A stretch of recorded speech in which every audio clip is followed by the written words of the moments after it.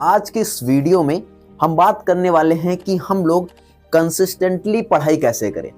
आप एक दिन में कितना भी पढ़ लो कोई मतलब नहीं रखता। आप चाहे 10 घंटे पढ़ो चाहे 12 घंटे पढ़ो, अगर आप कंसिस्टेंसी मेंटेन करके नहीं रखते हो अपनी स्टडी में तो आपको उस पढ़ाई का कोई मतलब नहीं निकलता है। तो आज की वीडियो में बात करेंगे कैसे हम लोग अपनी कंसिस्टेंसी मेंटेन करके रख सकते हैं। तो समझते हैं। देखिए दोस्तों, आप सभी को पता है कि हम कुछ दिन बहुत ज़्यादा मोटिवेट होते हैं, कोई वीडियोस देखते हैं, जैसे ये वीडियो आप देखोगे तो बहुत मोटिवेट होगे, आप कुछ दिन अच्छे से पढ़ाई करोगे, उसके बाद फिर आप जो है आप क्या करने लगोगे, फिर से अपना मोबाइल स्क्रॉल करने लगोगे या फिर से आप जो है उसी पोजीशन में आ जाओगे जैसे आप पहले थे। उसके लिए आपको करना क्या है मैं बताता हूँ। तो पहले तो हम समझ लेते हैं कि हमें कंसिस्टेंसी मेंटेन कैसे करनी है। तो देखिए, कंसिस्टेंसी बेसिकली यही है कि आप जो पढ़ें उसको रेगुलरली पढ़ें। आप किसी भी एग्जाम की प्रिपरेशन कर रहे हो तो उसमें कंसिस्टेंसी होना जरूरी है। आप एक दिन में 10 घंटे पढ़ ले रहे हो, 12 घंटे पढ़ रहे हो, उससे मैटर नहीं करता, लेकिन आप रेगुलर वही 8 घंटे डेली पढ़ते जा रहे हो तो वो आपको इफेक्ट उसका दिखेगा। आप एक दिन में अगर बहुत ज्यादा पढ़ लेते हो, दूसरे दिन आप पढ़ते नहीं हो, तीसरे दिन में नहीं पढ़ते, चौथे दिन में नहीं पढ़ते हो, तो उससे कोई मतलब नहीं। तो कंसिस्टेंसी मेंटेन करने का सिंपल सा तरीका है। देखिए, ये ग्राफ आप थोड़ा समझने की कोशिश करिए, ठीक है। ग्राफ समझने की कोशिश करिए। ग्राफ सिंपल सा है, कोई बहुत बड़ा ग्राफ नहीं है। ये ग्राफ है, इधर है टाइम और इस तरफ आपका वर्क है, जो भी आप करते हो, पढ़ाई करते हो या फिर जो भी आप करते हो, ठीक है। तो होता क्या है, जब भी हम पढ़ाई करते हैं ना, तो मान लीजिए हमें मोटिवेशन थोड़ा मिला। यहाँ क्या मिला? मोटिवेशन। हमको जैसे मोटिवेशन मिलता है, हमारी जो पढ़ाई है वो बहुत जल्दी, कम टाइम में हम बहुत ज़्यादा पढ़ लेते हैं। कम टाइम में क्या किया हमने, बहुत ज़्यादा पढ़ लिया, हमारा माइंड जो है एकदम से बूस्ट किया। लेकिन जैसे टाइम बीतेगा धीरे धीरे हम क्या करने लगे, अपनी स्टडी फिर से कम होती चली जाएगी। और यहाँ पे आपको जरूरत होती है एक ट्रिगर पॉइंट की, या फिर कह सकते हो यहाँ पे जो है आपको फिर से मोटिवेशन की जरूरत पड़ेगी। इस मोटिवेशन की जरूरत यहाँ पे फिर से आपको पड़ेगी।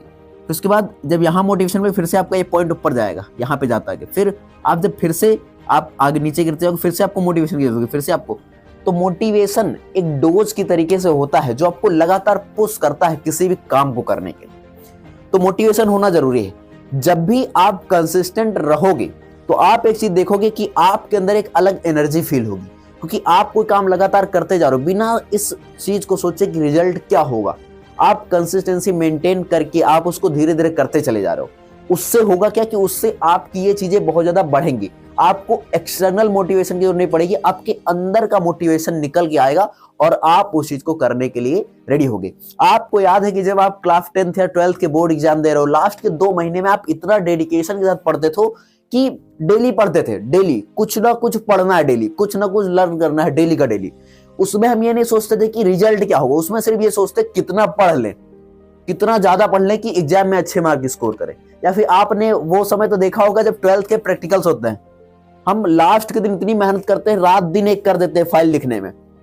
वो डेडिकेशन कहां से आता है? वो इसीलिए आता है, वो कंसिस्टेंसी नहीं, वो डेडिकेशन है। डेडिकेशन किस लिए? क्योंकि अगले दिन का डर है। तो डर अगर आपके पास होगा तब भी जो है आप कंसिस्टेंसी मेंटेन करके रखोगे। तो अगर आप ये कंसिस्टेंसी मेंटेन करना चाहते हो तो कुछ टिप्स है, उनको फॉलो करिए। पहली टिप्स हमारी ये जो है कि आप जो है मोटिवेशन पे भरोसा रखिए। मोटिवेशन, लेकिन कौन सा मोटिवेशन? मोटिवेशन 2 तरीके का होता है। जैसे मैं बात करूं कि आपको जो लोग मोटिवेट करेंगे वो कहेंगे पढ़ो। क्यों पढ़ना है? क्योंकि पढ़ाई करके नौकरी मिलेगी, कुछ ना कुछ जरूर मिलेगा। ये हम मटेरियलिस्टिक चीजों में भागेंगे। लेकिन एक होता है एक्सटर्नल मोटिवेशन। क्यों पढ़ना है? इसलिए पढ़ना है क्योंकि रीजन क्लियर है, क्योंकि मुझे सिर्फ और सिर्फ पढ़ना है, चीजों को जानना है, नॉलेज गेन करनी है। आप कहोगे भैया तुम खुद पढ़ते हो ना, तो तुम भी पैसे के लिए पढ़ते हो। सब पैसे के लिए पढ़ते हैं, लेकिन एक अंदर सा जो व्यक्तित्व चेंज होगा, पर्सनालिटी जो चेंज होगी उस पढ़ाई से, वो बहुत मायने रखती है आपकी। आप जो पढ़ाई कर रहे हो, किसी भी क्लास में हो, कोई भी डिग्री कर रहे हो, कोई भी एग्जाम की प्रिपरेशन कर रहे हो, उसमें जरूरी होता है कि आपका एक्सटर्नल मोटिवेशन कम हो या ज्यादा, इससे फर्क नहीं पड़ेगा। लेकिन जो इंटरनल मोटिवेशन है, अंदर का मोटिवेशन, किस लिए मोटिवेट है? क्योंकि गर्लफ्रेंड से शादी करनी है। किस लिए मोटिवेशन है? क्योंकि पापा को करके दिखाना है। किस लिए मोटिवेशन है? कि मम्मी का जो है इलाज कराना है, मम्मी को अच्छे से रहना है घर पे।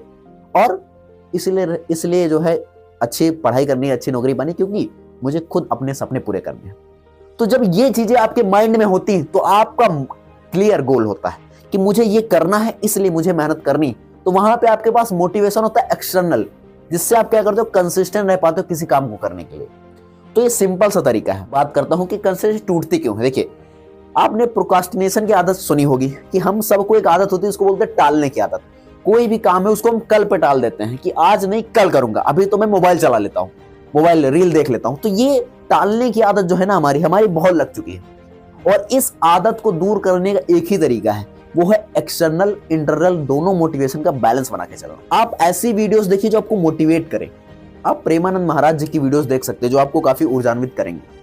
आप संदीप माहेश्वरी जी की वीडियोस देख सकते हैं, आप विवेक बिंद्रा जी की वीडियोस देख सकते हैं, आप बहुत सारे लोगों की वीडियोस देख सकते हैं, हिमेश मदान की वीडियोस देख सकते हैं, बहुत मोटिवेट करते हैं आपको काम करने के लिए मोटिवेट करेंगे। इन चीजों को लोगे, एक्सटर्नल मोटिवेशन को लोगे, उसके साथ अपने इंटरनल मोटिवेशन यानी कि अपने माता पिता, अपने घर के हालात, अपने जो है गांव के हालात, इन सब चीजों को देख के आप पढ़ाई करने पे आओगे या फिर अपने काम को करने पे आओगे, तो आपकी जो कंसिस्टेंसी वो ब्रेक नहीं होगी। क्योंकि मोटिवेशन का बहुत बड़ा रोल होता है किसी भी काम को करने में। जिस काम को करने का आपका मन नहीं होगा वो काम आप नहीं करोगे, चाहे जो कुछ हो जाए।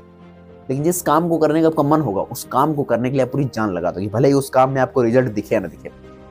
तो दोस्तों ये था कंसिस्टेंसी कैसे मेंटेन की जाए, इसके लिए ये वीडियो।